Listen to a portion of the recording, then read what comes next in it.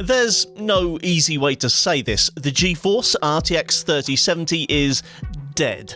It is no more, deceased, departed, delicately shoved from this mortal coil. With the Radeon cards of the same generation already dancing on its grave, and the RTX 4070 ready and willing to replace it, those of us who own this former mid-range beast should drink to its memory, remember the good times, and consider what could have been, if not for its, shortcomings.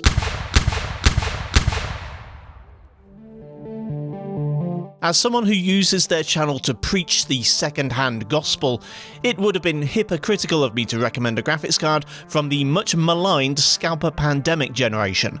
Not that I haven't tried to do it before, but usually without much success. I guess the algorithm can sniff out a champagne socialist.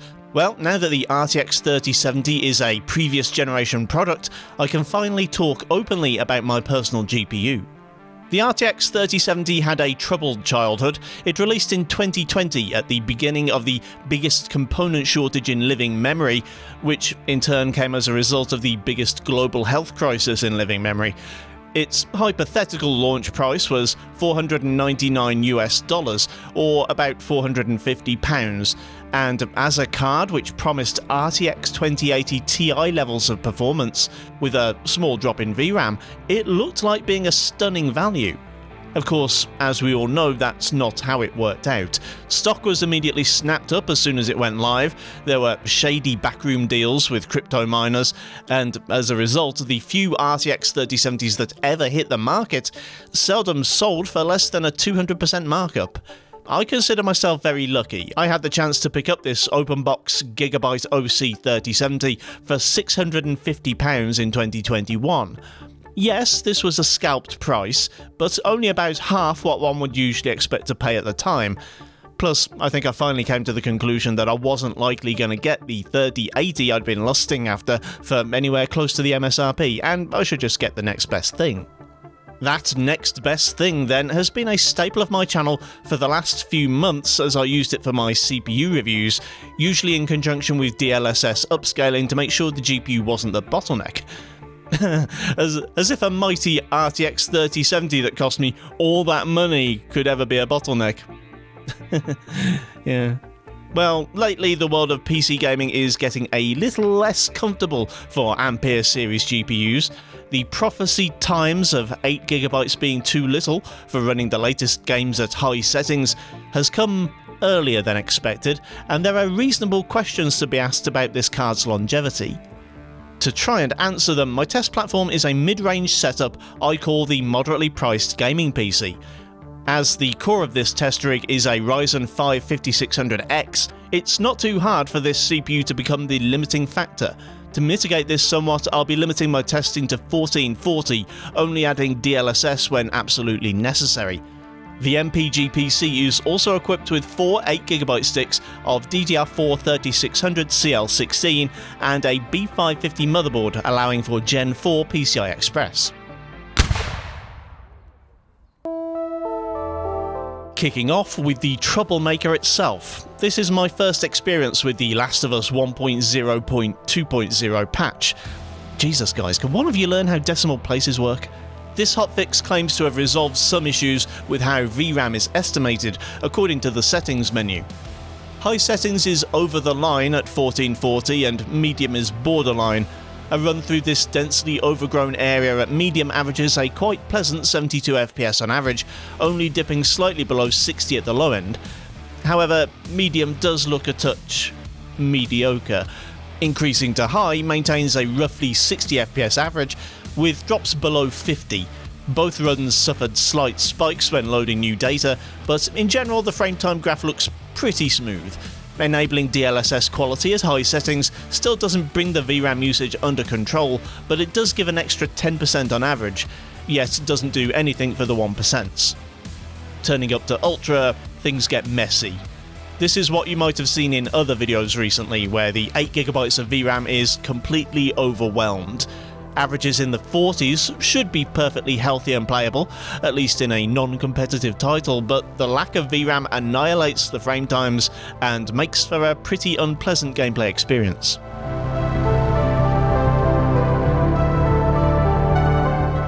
Forspoken might not be most people's idea of a good game, but it still seems people like to see how it performs.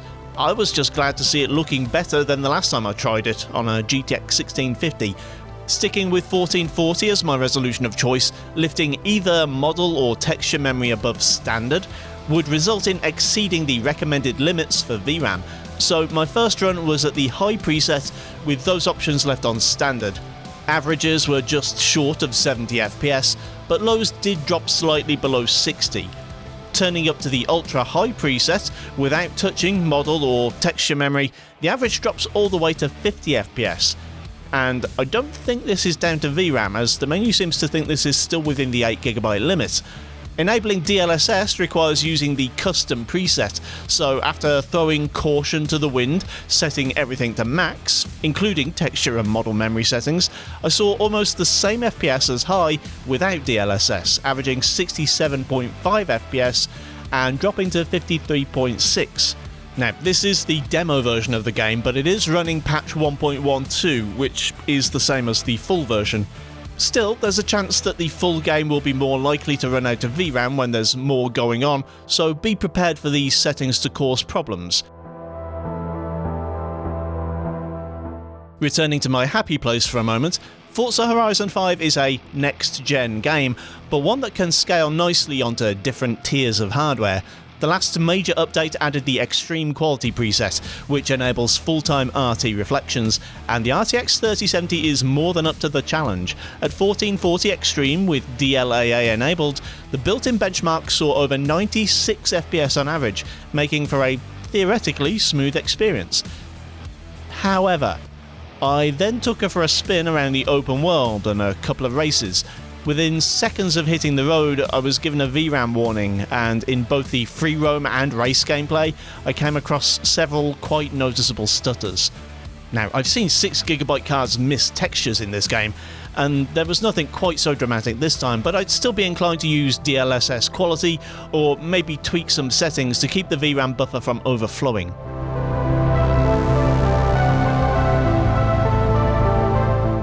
First-party Microsoft titles don't always take PC optimization seriously, and Halo Infinite is a prime example. The 3070 is based on Ampere, which is one of the architectures which performs well in this title, so frame rates were pretty solid. My test run is an outdoor scene in the campaign, which is far more demanding than indoors. If you only play CTF or Team Deathmatch or other smaller scale modes, you can expect much higher frame rates more often, but in big team battles and more demanding parts of the campaign, you can expect 1440 high to offer a 95 FPS average and 77 FPS 1% lows. Pushing to Ultra is still a possibility, though VRAM becomes a concern. During my run, I saw an 80 FPS average and 66 FPS lows, though if you're in the habit of leaving other apps running in the background, you might consider limiting yourself to high. I haven't played far into A Plague Tale Requiem yet. It's named after one of the worst movies in the Alien franchise, so I'm a bit skeptical of how good it's going to be. Nevertheless, it's a real heavyweight on GPUs and warrants a closer look. The default settings apply ultra quality resolution optimization, which could be FSR, but I couldn't find it on any AMD literature, so I'm guessing it's something else. At the high preset, the first section of the game has a rocky start before settling in at over 65 FPS on average. Switching over to DLSS quality has a small impact on sharpness, but neither option's ideal, as both settings see a small halo around Amicia as you pan the camera around, and the boost to 90 FPS on average is absolutely worth it. My benchmark run in Spider-Man Remastered sees me diving off Fisk Tower, whipping along Broadway, climbing Empire State, having a look around before diving off and retracing my Spidey steps. At 1440 very high, this is a pretty flawless run, marred only slightly by the occasional spike as new data loads in around Times Square. Even the lookout spot stays above 60 FPS, and the average is an impressive 120. Enabling RT, however, brings things plummeting down to earth. Averages are cut in half, and so are 1% lows. Moment-to-moment gameplay is hanging around the 60 mark, but frame time spikes become more frequent. For once though, this doesn't appear to be the fault of VRAM. The allocation doesn't go past 7GB and actual usage is around 6. No, in this case, the 3070 simply lacks processing power, meaning the use of DLSS is advised.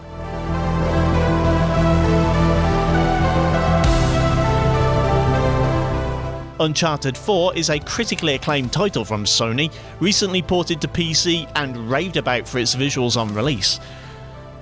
That was nearly 7 years ago, and the intended hardware was a PS4 Pro. You'd be disappointed if the 3070 couldn't run this game smoothly at max quality. Thankfully, everything's fine. At 1440 Ultra averages past 90 FPS and lows hit almost 80.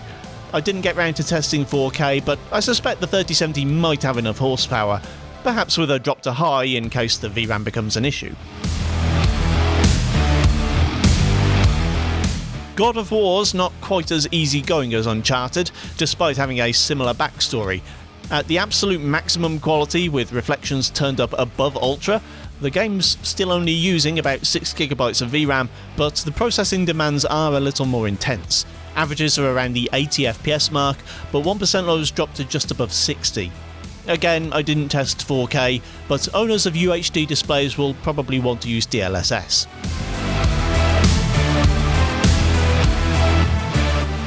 I'm usually keen on using presets when benchmarking, both for your ease of use and mine, but in the case of Resident Evil 4's remake, you're probably going to want to fine-tune things a little, and here's why.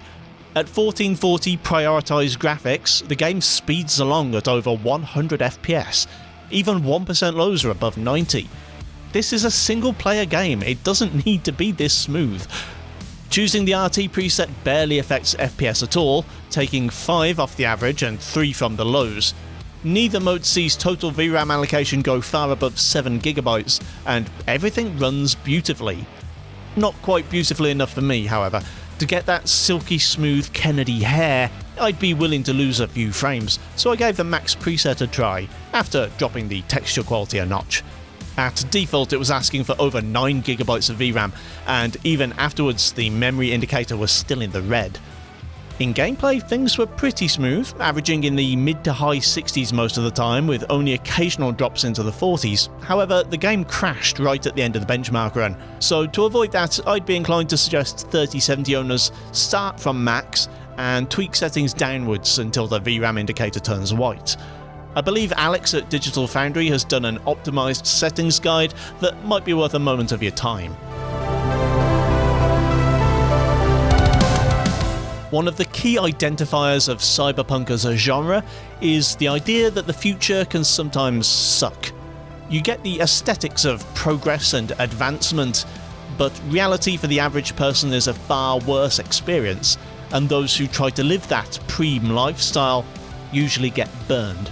On a completely unrelated tangent, CDPR just added their new RT Overdrive mode to Cyberpunk 2077. For owners of RTX 4000 series GPUs, this promises utterly realistic, path-traced lighting. Sure, it's gonna hurt your frames per second, but Lovelace's DLSS 3 frame generation should still keep things nice and playable.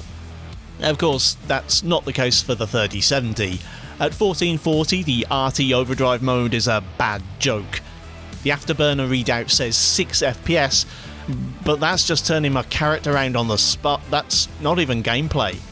Quality DLSS moves the frame needle up by a fair amount, and at balanced it's into the teens, but the RT noise reduction becomes very obtrusive the higher you drop the render resolution. Turning around, that noise reduction takes a few seconds to catch up, during which time shadow areas can get ugly. Can this be playable? Well, sure. Turning DLSS up to ultra performance actually sees a really playable average in the 50s, and if you are streaming onto a phone or a small tablet, you might not even notice that the detail has been smudged into oblivion. Anyway, fancy new path tracing aside, both rasterized and RT modes need dropping from Ultra or else the application of DLSS to get a really decent frame rate. At Ultra, the game comes in just shy of 60 FPS, with lows of about 40. Enabling DLSS quality boosts that by about 20%. The RT Ultra preset only presents a cinematic 24 FPS, and a far from smooth one at that, but DLSS balanced should see that rise as far as the mid-50s. I misspoke in a previous video when I said the Witcher 3's remaster had been moved to Unreal Engine 5, when in fact that's the coming Witcher 1 remake. The fact that the remaster runs on Red Engine and has had RT functionality pasted over it shouldn't come as a major surprise given what a blow it has on performance. At 1440 Ultra without any kind of upscaling, the game drives forward at almost 90 FPS, even in the packed streets of Novigrad. Turning on RT Ultra cuts that average by almost 70%, only managing a paltry 26 FPS. I didn't do a third run with DLSS on. There's only so many times I can stand to hear the same voice lines being repeated after all, but adding balanced DLSS appears to send that up into the high 40s. The reality of Fortnite is that nobody really wants to play at max settings, or not for very long anyway. Sure, 1440 Epic with Nanite and Lumen look very pretty, but it's harder to play this way. And I'm not simply talking about frame rates. Darker shadows, higher contrast and saturation, and shifting exposure are just harder on the eyes. This is a competitive game, for most people anyway. For Epic it's a tech demo, and for owners of high-end GPUs it can be a bit of a flex. Not so much the 3070. Without DLSS, it's a sub-40 FPS experience, only brought up to a moderately playable 65 FPS average with the addition of quality DLSS. At the other end, the 3070 is frankly obscene. At 1440 low with epic view distance and 100% scaling, the game runs at over 300 FPS, and even the slightly more pleasant looking medium only drops to 180.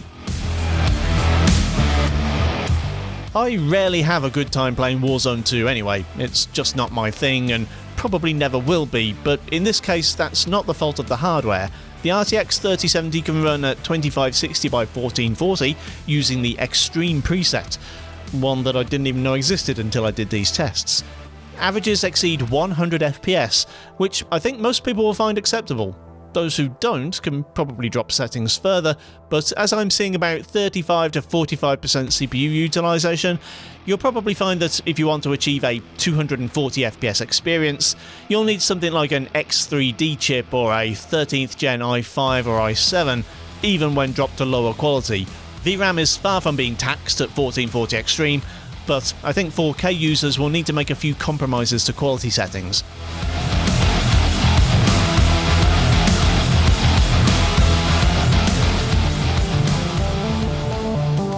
Was my proclamation of the 3070's death an exaggeration? Hyperbolic maybe, but not completely wrong. Everything I've tested here is either less than 12 months old or has seen a substantial visual upgrade in that time. This is the way things are going to proceed for the gaming industry, now that developers are feeling more confident about developing games with the 9th gen consoles as a reference point. Going forwards then, the RTX 3070 is going to fall into a weird niche, a graphics card that is absolutely overpowered for medium settings, but which stands to become unplayable at high. nVidia's strategy of withholding VRAM in order to incite people to upgrade more often might have backfired this time, as Team Green now has two competitors who are far more generous in that area. Thanks for watching, kindly do the usual YouTube things if you feel so inclined, and I'll see you next time.